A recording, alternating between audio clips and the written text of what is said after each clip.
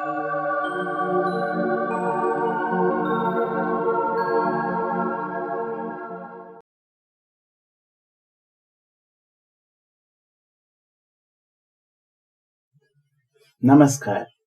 आओ सीखो की इस वीडियो क्लास में आपका स्वागत है।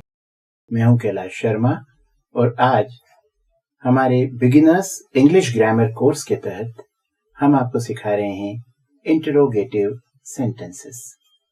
सबसे पहले हमने जाना सेंटेंसेस क्या होते हैं, फिर हमने सीखे सबसे सरल प्रकार के वाक्य और वे थे इम्पेरेटिव। अगले वीडियो में हमने सीखा डिक्लेरेटिव सेंटेंस और अब बारी है इंटरोगेटिव सेंटेंसेस की। जहां इम्पेरेटिव सेंटेंसेस कमांड और रिक्वेस्ट वाले वाक्य थे, यानी आज्ञा और निवेदन देने का काम करते थे, उन पे फुल स्टॉप भी लग सकता था और मार्क ऑफ एक्सक्लेमेशन भी लग सकता था। पर बाद में जो डिक्लेरेटिव सेंटेंसेस आए, वहां हमेशा आपने देखा होगा पिछले वीडियो में, हमेशा फुल स्टॉप ही लगता था, जिसे पीरियड भी कहा जाता है और फुल स्टॉप भी कहा जाता है। परंतु इंटरोगेटिव सेंटेंसेस की पहचान ही क्वेश्चन मार्क होती है, यानी कि प्रश्नवाचक चिन्ह, क्योंकि ये वो सेंटेंसेस होते हैं जो प्रश्न पूछने का काम करते हैं या जिनका उपयोग हम प्रश्न पूछने के लिए करते हैं। हमारे मन में एक सवाल आया, हमने उसे पूछा। हिंदी में तो हम आराम से पूछ लेते हैं, पर अंग्रेजी में प्रश्न पूछने की पद्धति बहुत ही रोचक है, बहुत ही दिलचस्प है और थोड़ी हिंदी से हटकर है। जानते हैं वे कौन से तरीके हैं जिनसे इंटरोगेटिव सेंटेंसेस बनाए जा सकते हैं। बेसिक इंग्लिश कोर्स में भी इस पर बार बार रोशनी डाली गई थी, इसलिए अगर आप चाहें कि आप उसे पक्का करें तो एक बार बेसिक कोर्स को फिर से रिविजिट कर सकते हैं। प्रश्न पूछने वाले वाक्यों के पहले दो उदाहरण ले लें। जैसे मैंने पूछा व्हाट्स योर नेम, ये बहुत ही कॉमन सा क्वेश्चन है, आपका नाम क्या है? What's your name. What is your name. What और इज को एक साथ कहा और कहा व्हाट्स योर नेम। आपने कहा आई एम मोहन। हमने प्रश्न किया आर यू मोहन। ये जो आयु मोहन हमने बोला, ये भी एक क्वेश्चन है, यानी कि प्रश्न पूछने के दो तरीके स्ट्रक्चर की दृष्टि से होंगे। और पहला है कि आप सहायक क्रिया को वाक्य के शुरू में ले आएं। हिंदी में ऐसा कभी भी नहीं हो सकता। हिंदी में यदि मैं कहता हूं मैं एक शिक्षक हूं, तो मुझे प्रश्न पूछना पड़ेगा क्या मैं एक शिक्षक हूं, यानी मैं आपकी राय पूछ रहा हूं क्या मैं एक शिक्षक हूं। तो मैंने ये प्रश्न आपसे पूछा क्या मैं एक शिक्षक हूं, इसमें क्या लगाना पड़ा। पर अंग्रेजी में बगैर व्हाट लगाए भी ये प्रश्न पूछा जा सकता है। मैं एक शिक्षक हूं, इसका अंग्रेजी होगा आई एम अ टीचर, और क्वेश्चन होगा एम आई अ टीचर।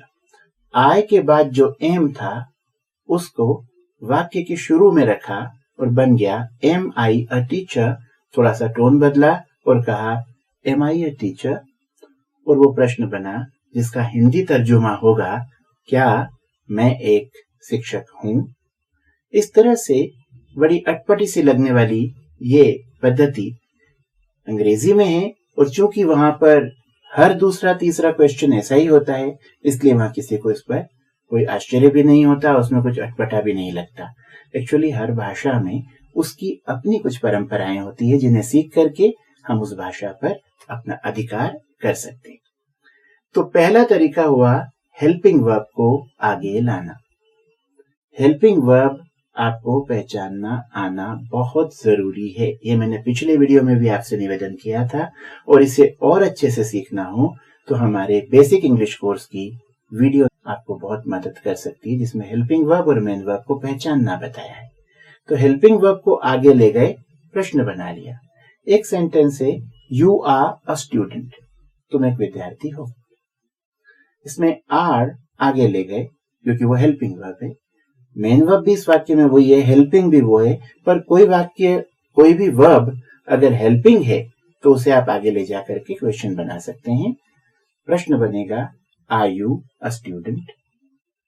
एक और वाक्य पर गौर करें, ही इज योर हस्बैंड, वह आपका पति है।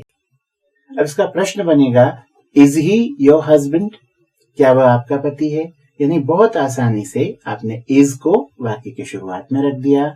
आपने देखा कहीं पर है, कहीं पर आर, जो भी हेल्पिंग वर्ब है उसे आगे ले जाएं, प्रश्न बना लीजिए। मे आई ज्वाइन यू, ये प्रश्न है, क्या मैं आपके साथ शामिल हो सकता हूँ? कुछ लोग बैठ के बात कर रहे हैं, कुछ लोग खड़े हैं और खा रहे हैं। मैंने पूछा कि क्या मैं आपके इस ग्रुप में शामिल हो सकता हूँ, तो प्रश्न होगा मे आई ज्वाइन यू। पर अगर इसको अफर्मेटिव देखना हो तो होगा आई मे ज्वाइन यू, मैं आपको ज्वाइन कर सकता हूँ, मैं आपके साथ जुड़ सकता हूँ। प्रश्न बनाना है। मे यहाँ पर सहायक क्रिया थी, हेल्पिंग वर्ब थी, उसको वाक्य के शुरू में रखा और क्वेश्चन बना मे आई ज्वाइन यू। और आपको बहुत ही पॉपुलर एक सेंटेंस याद आ ही गया होगा, जब हम किसी भी कक्षा में प्रवेश करते हैं या किसी भी ऑफिस में प्रवेश करते हैं तो पूछते हैं मे आई कम इन सर, मे आई कम इन मैम। तो इसमें आप देख रहे हैं कि जो मे है वो वाक्य के शुरू में आकर के प्रश्न बना रहा है। इसी तरह से आई विल कम टुमारो, मैं कल आऊंगा।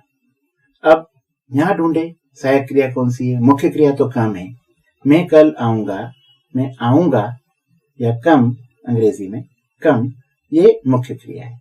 पर जो विल है वो सहायक क्रिया है। विल को आगे ले जाएं, प्रश्न तैयार। विल आई कम टुमारो, क्या मैं कल आऊंगा? इस तरह से आप प्रश्न पूछ सकते हैं।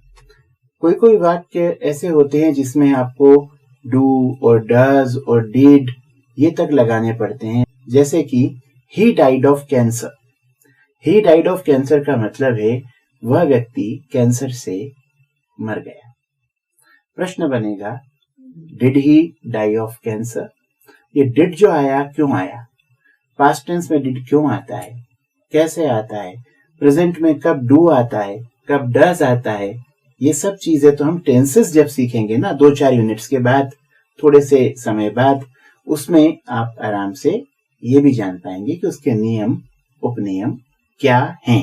पर अभी हमने ये जाना और समझा कि सबसे पॉपुलर पद्धति प्रश्न बनाने की है, सहायक क्रिया को आगे ले जाना और वाक्य बनाना।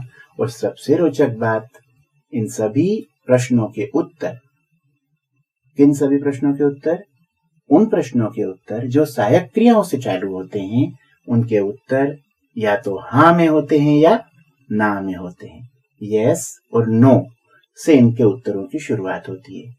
एक बार इसे भी ध्यान से समझ लें। Are you a student? Yes I am. अगर आप विद्यार्थी है तो कहेंगे यस आई एम। अगर आप विद्यार्थी नहीं हैं तो आप कहेंगे नो आई एम नॉट। ऐसे एक और था, have you got some money? ये प्रश्न है, उत्तर दिया यस आई हैव, और नहीं है तो हम कहेंगे नो आई हैवंट। इस तरह से ये नेगेटिव आंसर हुआ। तो सहायक क्रियाओं से यानी हेल्पिंग वर्ब्स से शुरू होने वाले प्रश्नों के उत्तर हमेशा हाँ या नहीं में होते हैं।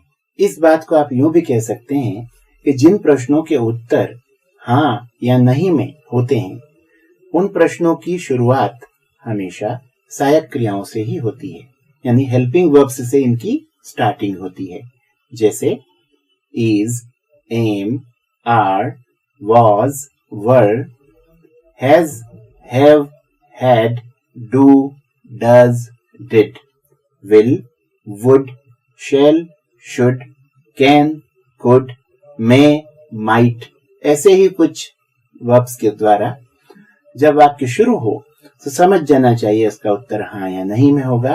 पर एक और तरीका है जिससे प्रश्न बनाए जा सकते हैं, यानी सहायक क्रियाओं को आगे लाकर प्रश्न बनाने के अलावा भी एक तरीका है, क्योंकि हर प्रश्न का उत्तर हाँ या नहीं होता। इसलिए दूसरे प्रकार के प्रश्न बनाने की जो पद्धति है उसे हम अगले वीडियो में सीखेंगे। फिलहाल के लिए इतना ही बहुत है। नमस्कार, जय हिंद। अगर आपको हमारे वीडियोस पसंद आए हों तो आप इन्हें लाइक करें, शेयर करें और YouTube पर आओ सीखो को सब्सक्राइब करें। आपके मन में अगर कोई भी सवाल है तो या तो YouTube पर या हमारी वेबसाइट aosifo.com पर जाकर कमेंट्स में पूछें।